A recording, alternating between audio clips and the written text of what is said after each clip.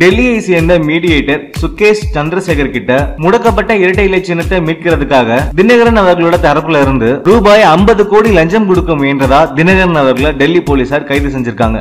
அவர் கூடவே சேர்த்து அவருடைய வழக்கறிஞர் மல்லிகார்ஜுனாவையும் கடந்த ஏப்ரல் மாதம் டெல்லி போலீசார் கைது செஞ்சாங்க.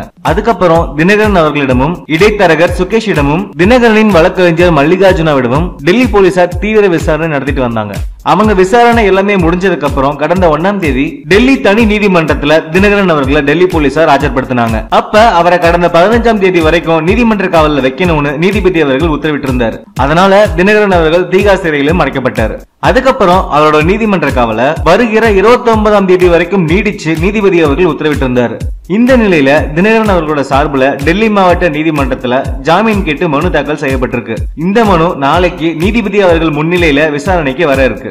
இதுல தினகரன் அவர்களுக்கு ஜாமீன் கிடைக்கிறதுக்கு அதிக வாய்ப்பு இருக்கிறதாகவும் ஒருவேளை அவருக்கு ஜாமீன் கிடைச்சதுன்னா உடனடியா அவர் சென்னை திரும்புவார்னு எதிர்பார்க்கப்படுது. தமிழகத்துல தற்போது நடந்துட்டு இருக்க பரபரப்பான அரசியல் சூழ்நிலையில தினகரன் அவர்கள் தீகார் சிறையில் இருந்து தற்போது சென்னை வருவது அரசியல் வட்டாரத்துல கொஞ்சம் பரபரப்பா பேசப்பட்டுக்கிட்டு வருது. தினகரன் மற்றும் சசிகலா அவர்களை கட்சியை விட்டே நீக்கிட்டா அணி இணைப்பு பேச்சுவார்த்தை குறித்து பேசலாம்னு ஓபிஎஸ் அவர்களோட தரப்புல இருந்து சொல்லப்பட்டுச்சு. ஆனா இன்னைக்கு வரைக்கும் அந்த அணி இணைப்பு பேச்சுவார்த்தை நடத்தப்படவே இல்லை.